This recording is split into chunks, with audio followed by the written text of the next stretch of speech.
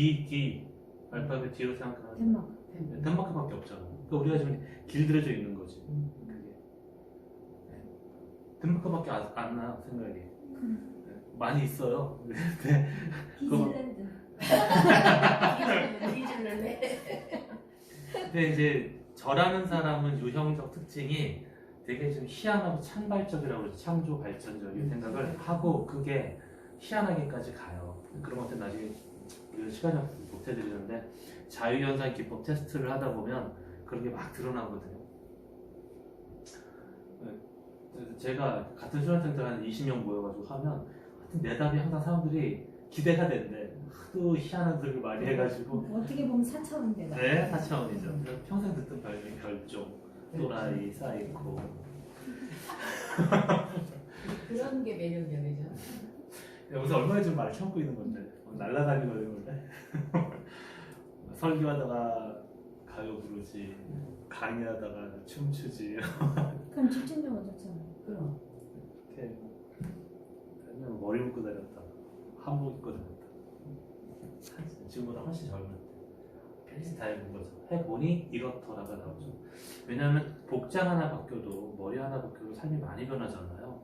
그러니까 내 몸 갖고 내 삶 갖고 내가 실험해 보면서 하나하나 경험해 보고 있는 거고, 그렇게 해서 나의 그 범위를 한계의 그 범위를 점점 넓혀 나갔던 경험들은 되게 중요해요. 그래서 아까 나이트 몇 번 가보셨어요? 5번? 저는 많이 가봤어요. 좋아. 저는 젊었을 때. 젊을 때 네. 10번 넘어? 네, 너무. 100번 넘어? 100번은 안 넘고 10번은 넘고. 와, 좋은데? 자, 왜요? 거기서 나를 한번 확장해 보잖아요. 노래방 3시간 확장해 보는 거잖아요. 네. 자기를 확장해 보는 건 되게 중요해요. 네. 그래서 우리가 저 여행 가보는 거죠. 혼자만의 여행 항상 꿈꾸죠. 불안해서 그렇지 사실 혼자만의 여행은 미친 짓 하고 싶고 막 또래 찾고 싶고 비밀도 만들고 싶고 그런 거잖아요. 아, 계속 시간을 가고 있는데, 그죠? 시간은 자꾸 가죠. 비밀을 많이 만드셔야 됩니다. 젊을 때 해야 될 일 중에 하나가 공부랑 비밀이에요. 자, 다시 볼게요. 요가 3가지 자세가 뭐예요? 시체 자세라고 했죠. 살아있는데 우리가 죽어보는 거예요. 척추이완법 기억나세요? 지난번 교육 때? 척추이완법 기억나세요? 눕혀놓고 우리 척추이완하는 거 혹시 했었나? 안 이번 했어요. 일차에서? 안 했어요. 그러니까 이번엔 안 했어요. 지난번 교육 때 네. 했었죠. 네. 그게 시체 자세를 잘 들어가게 하는 방법이에요. 요가보다 훨씬 더 강력하게 그 자세를 하면 시체 자세가 돼버려요. 말씀드렸죠. 여기랑 여기다 요철이 없어진다고. 사람이 죽으면 이게 요철이 없어지거든요. 맞아요. 근데 요가로 시체 자세를 거기까지 가려면 그 사전에 많은 그 행동이 있어야 돼요. 아사나라고 하죠. 동작이 있어야 되고 깊게 이완하는 훈련이 돼야 되고 막 이렇게 가는데 그 척추 요가를 제가 시키는 게 그러고 나서 오히려 바로 숨 한번 몇 번 탁 쉬면 죽는 상태가 돼요. 의식도 그렇고 그리고 유체 이탈도 되고 그래요. 유체 이탈은 또 재밌는 건데 한번. 할 게 참 많은데. 자, 일단 살아있는데 죽음으로써 뭐가 되냐면요. 언제 죽냐면 너무 힘들 때 죽어보는 거예요. 너무 힘들 때. 아무래도 답이 없어. 살 방법도 없고 살 자신도 없고 지금까지 살아온 것에 대해서도 옳은지 그른지 모르겠고 이 상태가 됐을 때 우리가 죽어봅니다. 죽어보면 몸만 죽는 게 아니라 의식도 죽어요. 그래서 내가 지금 10초 후에는 정말 이 땅에 없구나 생각하면 이제 다 체가 걸러지죠. 걸러지고 딱 하나, 2개 정도 남아요. 나한테 중요한 게 뭐지? 그래도 좀 남는 게 뭐지?를 저절로 느껴져요. 그거 붙잡고 다시 살려고 기어 올라오게 되죠. 그래서 심리치료와 그 시체 자세를 함께 버무려 놓은 게 척추이완법이에요. 배우신 분들은 꼭 해보시고. 자, 2번째는 물구나무라 그랬죠. 물구나무라는 게 직립보행을 하기 때문에 우리 뇌가 피를 받기 위해서 심장은 세게 압축을 하죠. 그래서 나이가 먹으면 그거를 세게 올리려고 하다 보니 할 수 없이 혈압을 높이는 거예요. 그래서 나이를 먹으면 혈압이 높아지는 겁니다. 그런데 병원에서는 80에 120 하면서 확 하고 강아지를 내려버리죠. 그러면 뇌가 피를 못 받죠. 그래서 치매가 심해지죠. 그래서 혈압약을 먹기 시작하면 안 되는 거예요. 그래서 맛이 가는 거예요. 그래서 혈압 나이 먹어서 150 되는 건 괜찮아. 안 죽어요. 네, 210 나이에 대도 맞춰서. 안 죽어요. 별일 없어요. 근데 그냥 어떤 그 틀, 아까 박싱 얘기했었죠. 우리 그 틀에 딱 갇히는 거. 지금은 우리가 틀, 덴마크. 그 틀에 갇히는 게 아주 문제가 되죠. 여러분들 지금 이 아로마를 배우시고 또 이런 좀 희한한 얘기들을 배우시면서 나에 대한 이해가 또 어떤 가능성이 또 실험의 여지가 모험이 비밀이 많아질 때 내 영혼이 생긴 게 다 다르다는 건 우리 영혼이 이 땅에 와서 살아갈 내용이 다 달랐다는 얘기인데 그걸 자꾸 덴마크 이렇게만 하니까 박싱 쓰기만 안 되죠. 그래서 뭐라 했어요? 사람 대부분은 태어나지도 못한 채로 죽는다. 자, 그 다음에 마지막 교후후. 교후후이라고 하는 건 우리가 오른쪽으로만 계속 사는 것은 왼쪽 뇌가 그것을 계속 지시했기 때문이죠. 왜 왼쪽과 오른쪽 놈이 이렇게 교차가 되냐면 바로 이 뇌량에서 이렇게 교차되기 때문에 그래요. 이렇게 해서 뒤쪽에서 이렇게 교차됩니다. 뇌가 X로. 그게 바로 뇌량이에요. 뇌량. 그러니까 이 뇌량 호흡을 한다는 건 그 교차도 잘 이루어진다는 얘기가 되기 때문에 내가 생각한 대로 몸이 움직여진다는 뜻이죠. 아주 중요한 부분입니다. 그래서 항상 좌측과 우측이라는 것은 남성성과 여성성의 이야기거든요. 우측 몸이라는 것은 남성성의 몸이고요. 남성성의 삶이고요. 또 좌측이라는 건 우리가 운에 그런 것처럼 여성성의 삶이고 여성성의 에너지죠. 그런 것들을 내가 고착화됐단 말이에요. 예를 들어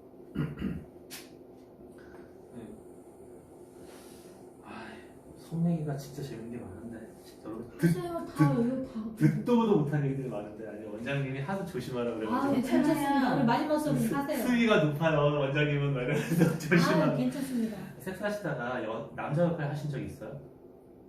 하다 보면 남자 역할 확 되는 거 경험 보신 적 있어요? 아 여기까지 못 가보셨나? 여자가 남자요? 본인 스스로가 갑자기 남자 같은 느낌, 행동, 행위, 목소리, 마인드 막 생기는 거 경험해 보신 적 있어요? 그러려면 되게 깊은, 아주 또 신뢰도 깊어야 되고 몸도 강하게 이렇게 서로 결합이 돼야 되고 아마도 맨날 보름, 아마 매일 하면서 보름 거의 그 정도, 그러니까 거의 신혼 때 아마 가정하셨을 거예요. 연애할 때, 그럴 때 그 많이 해서 이 차크라들이 다 활성화된 상태에서 좌뇌와 우뇌와 이 교차점마저도 너무 활발하게 뇌량에서 이루어지게 되면 여자 역할로서의 성 에너지가 어느 순간에 남자 역할도 함께 해나가는 것이 이루어지기도 해요. 그럼 남자는 여자로 바뀌어요? 거의 그렇죠. 합이 잘 맞으면. 그래서 왜 하다 보면 목 조르고 싶고 뭐 이런 거 없어요? 넌 내 거야 그러고 씹어 먹고 싶고. 그런 건 없는 것 같아요. 그러니까 거기까지 못 가보신 거예요.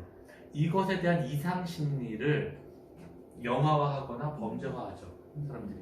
근데 이건 우리한테 있다는 얘기예요. 이 에너지가. 그래서 그렇게 되면 왜 생각해 보세요. 어떤 사람은 왜 트랜스젠더가 되냐고. 과연 우리한테 그게 없을까? 가끔 머리 짧게 깎고 막 청바지 입고 보이시하게 싶은 여자분들이 있는 거고 남자분들도 그럴 때가 있는 거잖아요. 여자 하고 싶을 때가 있는 거잖아요. 그게 꼭 나이 40, 50 넘어서는 호르몬이 이렇게 교차할 때만 이루어질까요? 평소에도 있다는 거죠.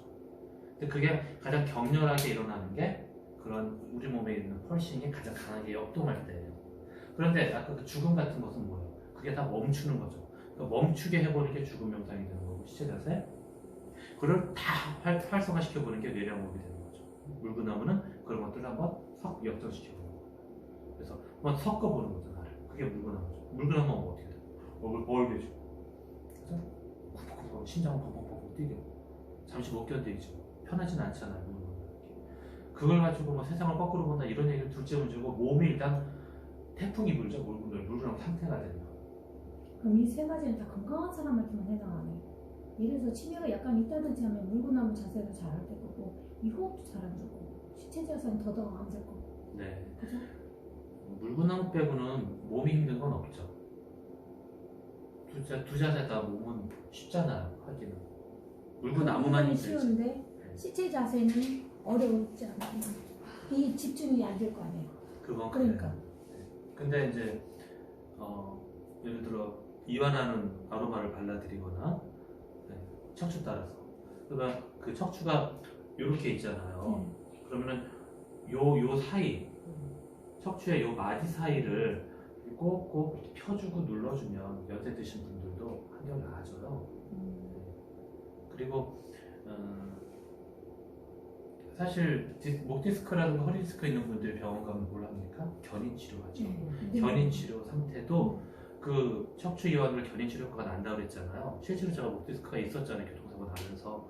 그게 그 목 살리기랑 척추 이완으로 밤에 잠을 못 자니까 아파가지고. 그렇잖아요. 목 디스크 환자들은 아침에 깨면 한동안 이러고 있어야 되고 그게 다 없어지는 게 두 가지 방법 때문에 목 살리기랑 척추 이완.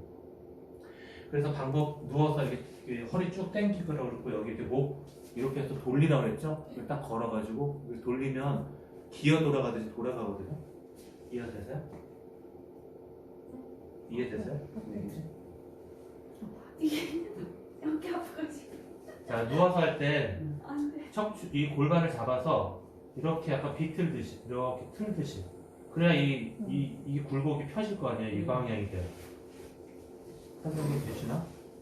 그래서 이렇게 골반 잡아서 혼자 하는 거예요.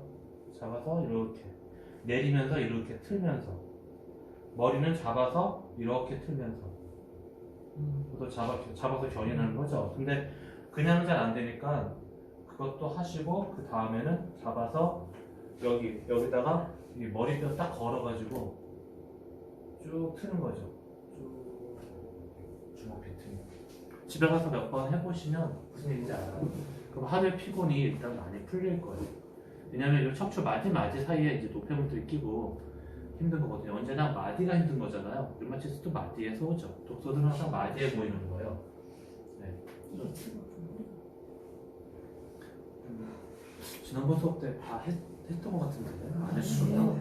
그거 안 했어. 그러니까 우리는 안 했어요. 지난번. 지난번 이런 거 다 했시. 이런 거 안 했시. 안 했시. 아니시요. 마사지 원장님들 계실 때 주로 했나 봐요. 1차 때.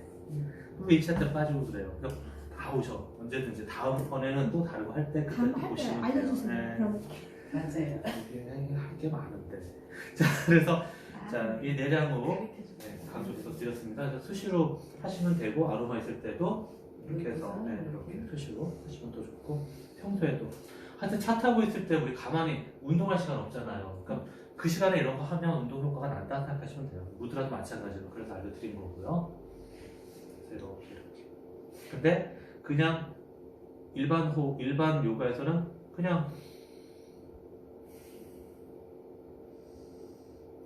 이걸 시킨단 말이에요. 근데 우리는 그걸 여기까지 쭉 빨아 당기라고 했죠. 언제까지? 뇌량까지.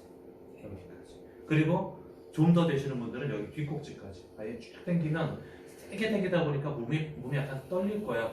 끝까지 숨을 들이마시니까. 근데 그러면서 폐 살아나고 뇌 살아나고 뒷꼭지의 노폐물 없어지고. 잠깐만 선생님. 제가 한마디만 해볼게요. 네. 제가 아까 여기 보니까 여기 안에 네. 신경문제라고 했잖아요. 여기가 네, 뇌량에. 내냐 여기가 제가 말랑말랑했었어요 사실. 이렇게 딱딱하지가 않았어요. 오일 하기 전에. 근데 늘 피곤하고 뭐냐면 산소가 여기까지 들 들어가는 호흡이 여기까지 안 차는 그런 느낌이었는데 제가 그 프랑켄센스를 꾸준히 먹었는데 어느 날 이거 딱딱하게 꽉 찼더라고요. 그 영향이 있나요? 그렇죠. 네. 그래서 우리 그 회원들한테 그 얘기 많이 하거든요. 네. 아침마다 제가 눈 뜨자마자 프랑켄센스 먹는 걸 지금 한 2년 이렇게 좋은 루틴이시네. 이렇게 계속 진짜 매일 루틴으로 그걸 해요. 네. 지금 코파이바도 출시 배우부터는 코파이바하고 프랑켄센스하고 진짜 저는 신기하게 여기가 진짜 늘 신경 쓰여서 나는 왜 이걸 말랑말랑하지? 네. 주변은 딱딱한데 굉장히 막 신경 쓰더니 침이 걸리나? 아니면 내 뇌가 아까 호두처럼 이렇게 네. 돼 있잖아. 이게 말라가는 느낌? 되게 그런 느낌이 많이 받아요. 저 스스로 알죠. 네. 알아요. 그랬는데 진짜 프랑켄스 짱인 게 진짜로 뭐 다른 거 한 거 진짜 없는데 운동을 했거나 뭐 그랬는데 그게 진짜 딱딱해진 거예요. 그리고 중요한 원리인데 여기를 의식을 하고 사셨잖아요. 네. 호흡도 물도 자연도 내가 의식을 하면 그게 에너지가 되고요. 무의식적으로 하면 별로예요. 다시 말해서 파킨슨스도 그냥 바르니까 에이 이렇게 바르고 넘어가면 좋다더라. 아니죠. 이게 온다도 뇌 관문을 열어주고 우리가 기억력을 높여주고 재생이 되고 이런 거 공부를 하면서 그렇죠. 그걸 하니까. 그래서 우리가 지금 여기서 제가 셀프 어트먼트 기법들은 다 결국에 내가 의식하는 거거든요. 우리가 평소에 하던 모든 동작이 다 의식적으로 하면 달라져요. 지금 이 호흡만 해도 그냥 의식하고 하는 거잖아요. 그 전에 그냥 했지만 네. 하려면 이 뒤까지 간다고 생각하고 하니까 의식을 하니까 네. 다르네. 그쪽이 이 양쪽이 달라. 네. 저는 오른쪽은 굉장히 여기까지 올라가는 느낌인데 왼쪽 코는 이렇게 막으니까 약간 못 미치는 느낌. 네. 그러면서 거기에 맞는 오일들을 다들 오일 쓰시니까 그렇게 하시면 오일을 쓰면 훨씬 효과가 좋은 거 같아요. 네, 그냥 평소에 이렇게 맡으시는 것보다 많이 달라요. 뇌량호흡 하면서 꼭 오일 하시면 효과가 확 달라요. 그러니까 그 호흡 한 번만으로 막 이런 데가 빠박빠박 이렇게 뚫려요. 빠박빠박. 거기다 풍선호흡 같은 것도 함께 배우셨잖아요. 그러니까 뇌량호흡하고 풍선호흡을 함께 섞으면 이것도 시너지가 오는 것이죠. 풍선인 거예요. 이 배를 이렇게 아, 지난번 우리 네. 그래서 자, 뇌에 대한 이야기는 자, 좌뇌와 우뇌 많이들 알고 계신데 한 번 더 정리하고 넘어갈게요. 그러면 자, 좌뇌다 하면 우측 몸이다를 연결해서 생각하세요. 우측 몸이다 이렇게 해서 그런 상상합니다. 그러면은 우측의 에너지, 삶의 에너지도 마찬가지로 이렇게 상상하시면서 손이 오셔가지고 원장님이 인사하셨네요. 그래서 이 좌뇌가 일단 논리적이고 언어적이고 여성적이다라고 했죠. 그 다음에 우뇌는 직관적이고 시각적이고 남성적이라고 했습니다. 그런데 우리나라 대부분의 교육 체계가 바로 좌뇌 중심으로 되어 있어요. 그러니까 우뇌들은 성적 안 좋을 가능성도 높을 뿐 아니라 적응이 안 되는 학교 부적응 아이들로 심지어 ADHD에 요즘 좋아하는, 저는 이렇게 신종어로 사람을 낙인 찍는 걸 되게 위험하게 봐요. 그러니까 제가 방송 출연할 때 제 방송 출연 영상 이렇게 보시면 그 내담자 부부를 향해서 저 사람 뭐 우울증입니다, 저 사람 뭐 충동 조절 장애입니다, 뭐 분노 조절 장애입니다, 요따구 소리 한 게 한 번도 없죠.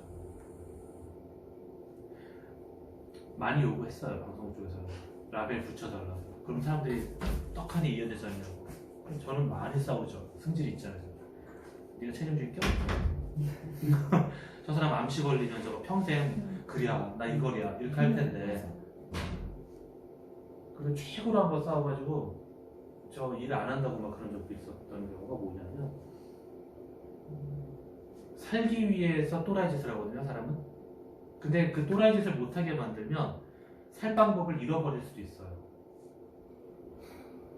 예를 들어 왜 세상에 이런 일이 이런 데서 보면 아무것도 안 먹고 콜라만 먹는 뭐 이런 사람들이 있거든요. 아무것도 안 먹고 라면만 먹고. 근데 이상하게 몸에서 그것만 받아들이고 다른 걸 못 받아들이는 사람들이 있단 말이에요. 그럼 그걸 못 먹게 하면 되느냐 하면 아니죠. 큰일 나죠. 그런 것처럼 탈북자인데, 탈북자 부부인데 남자가 감자만 먹는 거야. 감자만. 고기 같은 거 먹으면 외식 나가면 가족들은 고기 먹고 자기 혼자 감자 따가지고 감자 먹고. 짜증나죠, 아내가. 산다 못 산다는 그런 프로에서 저 얘기인데, 그러니까 막 싫다는 거예요. 막 산다 못 산다 그러고 있는 거예요. 근데 이 남자는 감자가 맛있다는 거죠. 그래서 방송 쪽에서는 저 남자 감자 못 먹게 하라는 거예요. 저더러 할 수 있죠. 감자 맛없게 만드는 건 쉬워요. 근데 그렇게 해서 이 사람 탈라면 어떡해. 저 남자 트라우마 많은 것 같아. 그 꽃제비 뭐 트라우마 많은 것 같아.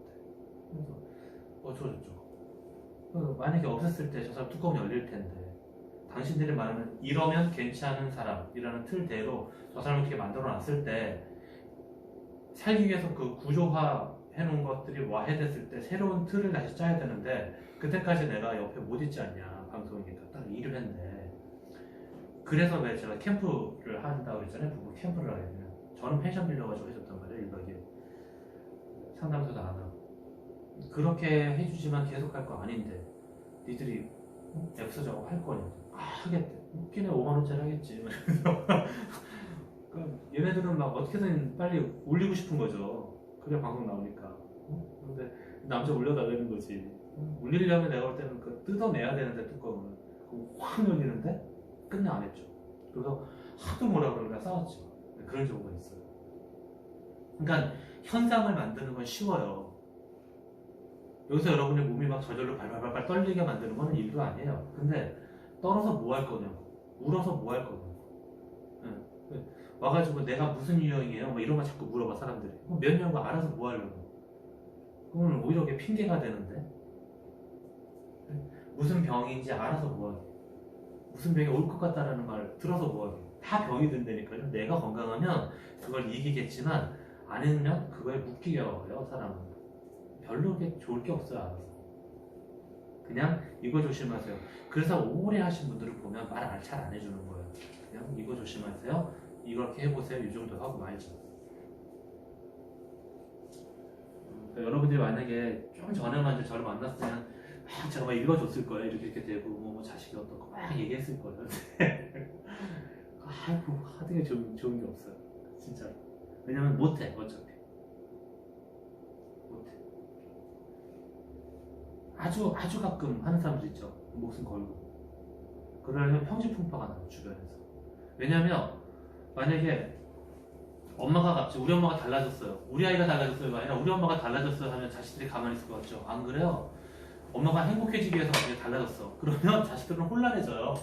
엄마 하던 대로 해. 이렇게 돼요. 절대 가족은요 되게 이기적이에요. 그 가족의 구성원의 행복을 바라지 않아요. 자기들의 안정과 자기들에게로의 어떤 역할을 계속 이어가주기를 요구해요. 잔인합니다. 근데 만약 안 그런 가족이라면 진짜 성숙한 거예요. 자, 가족의 예가 그런데 그래서 상담할 때 원가족이 징글징글하다 이렇게 표현해요. 원가족은 징글징글하다. 사회생활 하면서는 내가 조금 바꿔도 이 사람을 사회에서 잠깐 보는 거니까 서로 그냥 업무로 만나는 거니까 내가 변화돼도 그 정도의 차이만 있단 말이에요. 그런가 보다 한단 말이에요. 근데 몰랐네 저런 면이 이런 면이 있었네 이 정도 생각한단 말이죠. 근데 가족들은 아니거든요. 나면서부터 서로를 다 이렇게 틀을 지워요. 절대 못 변하게 만들어요. 이게 가족 이데올로기라고 해요. 그래서 얘가 바뀌면 내가 사는 것도 막 바뀌거든요. 그거 힘들어한다고 사람들이. 너무 이렇게 밀집되어 있어서 우리 아이들만 막 계속 이렇게 해주다가 어느 날 제가 베테랑 하면서 제가 너무 행복해하고 막 이러니까 애들이 막 박수 쳐주면서 너무 자기도 좋다고 행복하고. 그렇죠. 네, 좋은 가족이에요. 근데 이제 엄마가 안 다니던 나이트를 막 다니고 나도 살아야겠다. 그 변화가 어떤 쪽으로 가냐에 따라서 차이가 있는 거 같아요. 응원해주고 막. 네, 물론 좋은 가족은 다르겠죠. 근데 이제 도테라를 쓰다가 막 100만 원, 200만 원 뻥뻥뻥뻥 썼을 때 가격이 또 어떻게 반응할까? 얘기가 달라지는 거죠. 네, 이제. 그렇죠. 나도 좀 살아야 되겠다. 내 돈 내 몸 좀 챙겨야 되겠어. 이제 설거지 니들이 해. 뭐 이래버리면 영전은 하지 말자꾸나. 뭐 힘들다. 뭐 이러면서 사과 없자. 뭐 이렇게 되면 네. 과연 그러냐 이거죠. 자기들의 희생을 전제로 엄마의 어떤 아빠의 어떤 행복을 추구하는 것이 과연 그들이 축하할 일일까? 인 거죠. 어른들 가면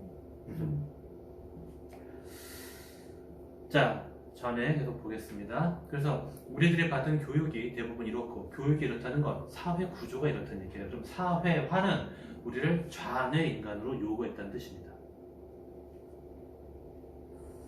그래서 우리가 삶이라는 게 논리나 언어로 다 포함되지 않거든요. 언어를 넘어선 삶의 양상들이 많죠. 그죠? 말할 수 없는 것에 대해서 말하게 만들었단 말이에요.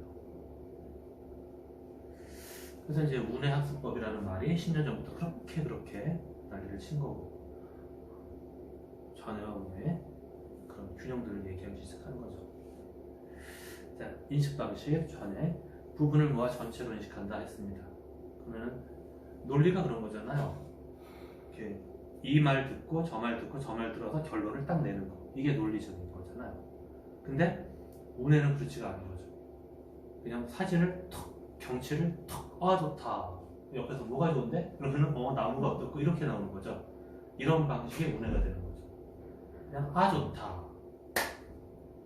그래서 제가 자주 하는 말인데 미국에서 2만 쌍 커플을 추적 조사를 했어요. 20년 동안. 뭐라 그랬어요? 첫 번째, 척 보고 좋아서 산 사람들, 한눈에 반해서 산 사람들. 그리고 두 번째는 뜯어보고 붙여보고 살펴보고 한 2년, 3년 교제하다가 결혼한 사람들. 자, 누가 더 잘 살까? 하면 첫 번째가 잘 산단 말이에요. 첫눈에 반해서 결혼했는데 어떻게 이상하죠? 좌뇌식의 세상에서는 이상한 거예요, 그거는. 짚어보고 뜯어보고 가보고 살펴보고 건강 진단도 받아보고 뭐 이래야 된다며요. 그리고 요즘 그런다면서 결혼 전에 돈 공연을 해봐야 된다고. 요즘 애들은 네, 얼마나 현명해요. 네, 좋은 얘기인데 아무튼 그렇게 해서 결혼한다고 해서 20년 추석을 해보니까 어떻다? 네, 아주 뭐 2배 정도 차이가 나요. 첫눈에 반해서 왜 그럴까? 그게 문제죠. 30초 동안 생각해보시죠. 왜 그럴까? 왜 첫눈에 반하는 게 훨씬 나을까? 그러면 여러분들이 지금 커플만이 아니라 내 삶에서도 그랬나? 예를 들어 내 삶에서 첫인상 저 사람 왠지 이상했어 하면은 한 3년 뒤에 보면 뒤통수 뻥 맞았나? 자꾸 알아가는 재미 모르니까. 그런 경우들이 꽤 있죠. 왠지 첫 느낌이 좀 그랬어 이런 사람들. 근데 분명 그것이 편견이 되기도 하고 틀릴 때도 많이 있어요. 그럼에도 첫인상은 중요해. 라는 인식이 사람한테 남아있을 땐 이유가 있겠죠. 첫인상이 중요했던 거예요. 인류한테. 자, 근데 이 원인을 뭐 더 연구해보면 또 다른 게 나올지 모르지만 저는 그렇게 해석을 해요. 첫 느낌을 봤을 때 첫눈에 반하고 첫인상이 좋았다라는 것은 일단 내 파동과 저 사람 파동, 내 유전자와 저 사람의 유전자가 감응했다라는 거죠. 그것은 사람이 시간 지나서 그 사람 좋아라고 얘기한다는 건 대부분 뭐예요? 내 이기적인 요구에 그 사람이 맞춰서 합했을 때거든요. 그러려면 이유가 어떤 거예요? 그 사람이 나한테 잘 보여야 될 이유가 있을 때거나 그 사람이 나를 그죠? 의도적으로 기만했거나. 수평적인 관계에서 내 이기심을 저 사람이 충족시켜줄 이유는 없거든요. 그렇죠. 네. 근데 내 마음에 들었다는 건 뭔가 이기심을 충족시켜줬다는 뜻인데 괜찮을까요 그게? 생각해봐야죠.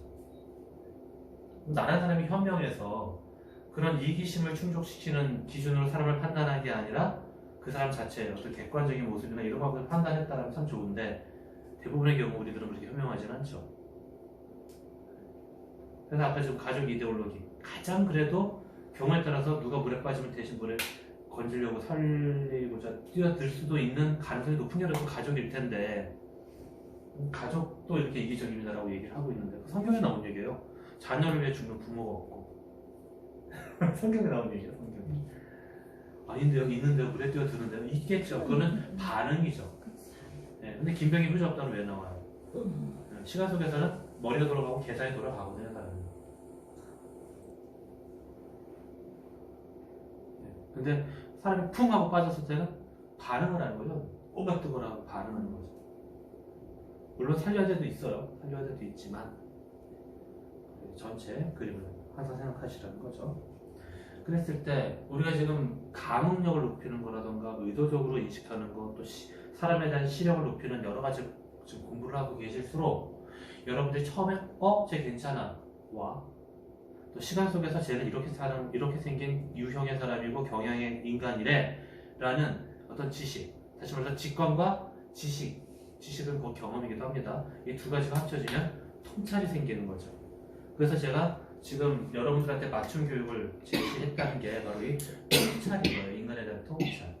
첫눈에 사람 알아보는 법이자 두 번째로 내가 저 사람과 어떤 관계가 될 것인가를 보시라는 거죠. 그거를 보실 수 있는 도움들을 조금 모아봤던 겁니다. 지난 4차 동안. 자, 전에는 빠른 사고방식이다 라고 했습니다. 그 다음에 운해는 내성적이고 감각적이라고 그랬어요. 그래서 운해는 한번 품죠. 운해는 한번 품어요. 자, 정보처리 방식입니다. 전에는 순차적인 정보처리 방식, 아까 논리적이라는 얘기 똑같고요.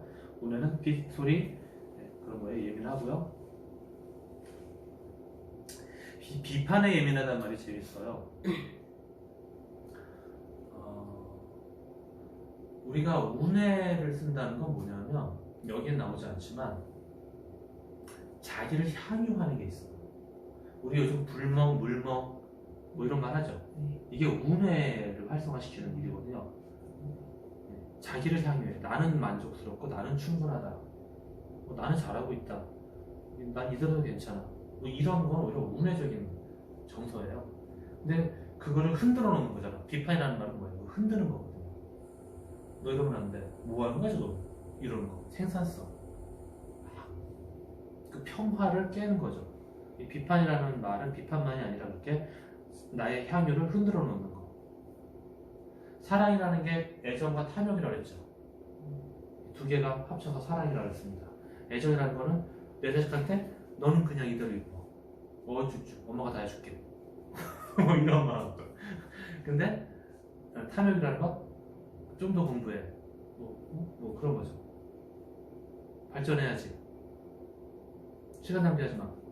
분명히 이것도 애정이죠. 이것도 사랑이잖아요. 그래야 얘가 더 잘 사니까. 근데 이게 뭐예요? 아까 얘기한 대로 비판에 예민하게 되는 거죠. 좌뇌 아이들은 무조건 달려요. 추워? 뛰어. 뭐 이런 거죠. 좌뇌식 사회라는 것을. 근데 우뇌는 괜찮아. 엎어졌어? 너 쉬어. 뭐 이렇게 되는 거죠. 근데 엎어졌어? 다시는 엎어지지 말아야지. 너 대체 엎어진 이유가 뭐야? 또 왜 그래? 뭐 이렇게 되는 거잖아요. 뭐 이거 있는데.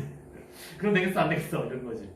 물론 그게 그 보고 있는 내 마음이 아파서 얘기하는 경우도 많죠. 엄마 들으시니까. 내 마음이 아파서일 수도 있는데 근데 그 방식은 분명 좌뇌적인 건 맞아요. 고치려고 들고 그죠? 엎어졌을 때 그냥 무조건 끌어안아 주는 게 우뇌적인 사랑의 표현법이라고 했을 때 무조건적인 수용이 바로 우뇌적인 모성성이죠. 그러니까 모성성도 좌뇌식 우뇌식이 있는 거죠. 구성성도 좌뇌식 우뇌식이 있는 거예요. 그러니까 이 좌뇌 우뇌에다가 합쳐서 남성성 여성성을 지금 얘기하고 있는 거죠. 그죠? 이 경향에 보면 좌뇌가 여성성, 우뇌가 남성성 이렇게 얘기를 했습니다. 자, 이 몸에 대한 얘기인데요. 자, 비가현, 그다음에 가현 이 두 가지로 나눠봤어요. 몸이라는 게 자, 뼈, 치아, 딱딱한 거죠. 경조직이라고 부릅니다. 이 부분은 우리 인생에서 영혼, 정신, 신념 체계 그다음에 또 살, 지방, 조직, 근육, 인대, 푹신푹신한 것들, 찌익찌익 늘어나는 것들, 연조직이라고 합니다. 이게 사고죠, 사고. 그다음 이제 우리 몸을 흐르는 것들, 혈액, 소변, 수분, 림프, 유동적 조직 이런 것들, 그다음 이런 것들이 이제 감정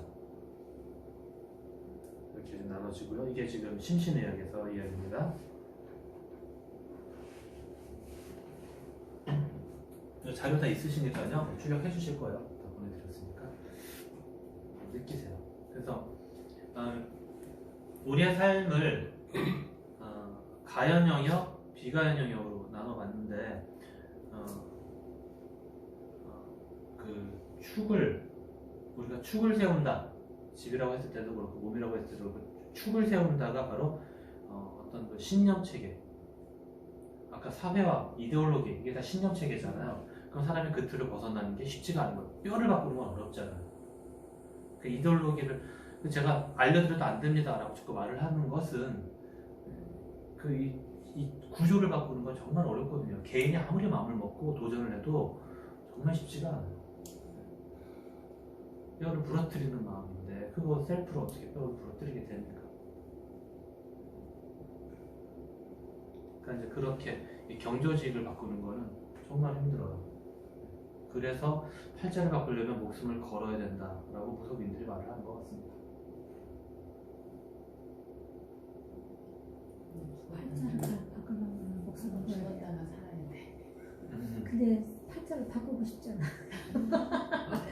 제가 되게 감동적이었던 게 무슨 영화였는데 48시간인가 그랜드 캐년에 이렇게 놀러 가는 어떤 혼자 여행을 한 남자가 이렇게 푹 빠지죠. 그래서 팔이 탁 끼잖아요. 위에서 바위가 떨어져가지고. 팔을 잘라. 네. 못 보셨구나.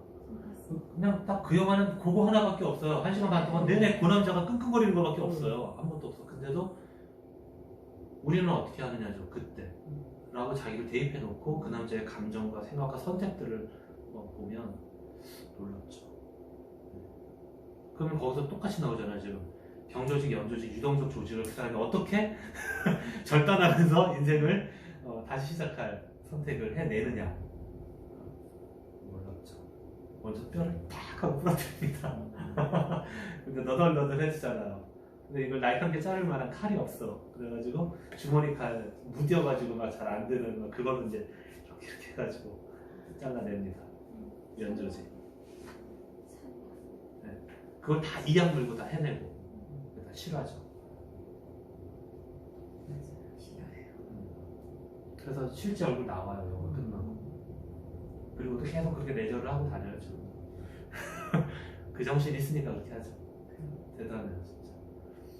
근데 유동성 조직이나 뭐 이런 것들은 그야말로 감정 갖고 그런 거 잘 쉬운 거죠. 저는 자주 하는 말이 있어요. 감정은 선택이다. 그리고 성령의 9가지 열매에 대해서 영성 훈련 시키시는 어느 목사님한테 제가 배운 바는 성령의 9가지 열매는 결국엔 감정이다. 이렇게 얘기합니다. 사랑, 희락, 화평, 자비, 양선, 충성, 오래 참음, 온유, 절제. 뒤에다 다 심을 붙일 수 있잖아요. 심, 절제, 심, 온유, 심. 그죠? 다 심을 붙일 수 있거든요. 오래 참음도 인내, 심. 결국 내 감정을 어떻게 다루느냐가, 어떻게 일구느냐가 성령의 열매다. 이렇게 얘기하시는 거 참 배운 적이 있었습니다. 그랬을 때 우리가 여기 사고와 감정, 여기 맨 아래쪽에 보면 사고와 감정, 신념, 체계는 아까 선택이라고 했죠. 제가 가족 이데올로기를 자꾸 이렇게 제가 좀 약간 부정적으로 말하는 게 우리 한국은 그 가족 이데올로기가 세계적으로 가는 나라예요. 그래서 여러분들이 자꾸 제가 얘기하는 태어나지도 못한 채로 죽는다의 주범이 가족이에요. 가족. 우리나라 영화는 흥행하려면 코드가 있잖아요. 가족주의. 꼭 있어야 되잖아요. 애를 건지기 위해서 아빠가 죽을 곳에 나면서 막 어떤 데를 물리쳐야 되고 화살이 폭발해도 던져야 되고 이런 거잖아요. 아니면 엄마가 슈퍼맨이 되든가 뭐 그래야 되는 거잖아요. 그래서 애가 막 흐물직흐물직 해야 가족이 막 회복이 돼야 우리는 그 영화가 돈 내고 볼 만한 감동이 있었다가 강한 나라죠. 사고와 감정이 내면의 믿음들의 표현과 방향을 준다 이렇게 얘기했습니다. 그래서 유동적 조직이 그 뼈의 움직임에 표현과 힘을 준다 했습니다.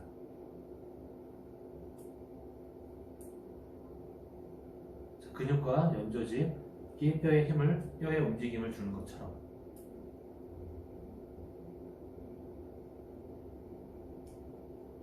결국 몇 명 안 중요하다고 제가 자꾸 그러죠. 성숙도의 문제라고 그러죠. 무슨 형 안 중요하다고 그러죠. 성숙도의 문제고 지금 내가 상대적으로 어떤 에너지를 쓰고 있느냐가 중요하다고 그랬잖아요. 결국 뭡니까 그게 그 뼈의 움직임에 표현과 힘을 주는 거. 그 사람이 어떤 사람이냐는 뼈의 모습이 아니라는 거죠. 우리가 그래서 뭐 오체불만족이라든가 뭐 자꾸 그런 얘기를 하는 거잖아요. 되게 유명한 배우가 있었어요. 난쟁이입니다. 난쟁이. 미국 배우인데 아마 얼굴은 보셨을 거예요. 영화에서 가끔씩 그 난쟁이 배우 남자 나와요. 근데 한 번은 그 남자가 너무 멋있는 남자 역할을 한 적이 있어요. 보통 이렇게 괴물 역할도 많이 하고 그러거든요. 그 남자 연기폭이 넓어서 이름은 모르겠는데 근데 한 번은 너무 멋있는 거예요. 그래서 여자의 마음을 다 깊게 푸근하게 아주 넓게 이해를 해주는 바람에 이 사람이 고용된 사람인데 그 여주인이 이 사람한테 혼자 반해가지고 하여튼 결혼을 다시 하려고 그랬었나 뭐 하여튼 너무너무 이게 높은 차원의 여자가 이 남자한테 이렇게 마음을 주는 그런 장면이 나오는 그 남자 진짜 멋있어요. 근데 뼈는 정말 볼 게 없는 거죠. 뼈는 정말 볼 게 없는 거예요. 그리고 제가 수련했던 곳 중에 실제로 그 수련장의 스텝 중에 난쟁이가 계세요. 근데 누구도 그분을 별로라고 말할 수가 없을 정도로 멋있는 분이에요. 아까 그 배우처럼. 정말 멋있어가지고 실제로 부인도 아주 미인이에요. 네. 신체도 정상이고 아주 미인이고 학교 선생님인가 그럴 거예요. 네. 딱 봐도 멋있어. 그리고 자기를 최대한 꾸며요. 그 남자분. 큐만 하시죠. 그러니까 결국 우리는 지금 내가 어떻게 생겼냐의 문제를 골몰하는 우리나라처럼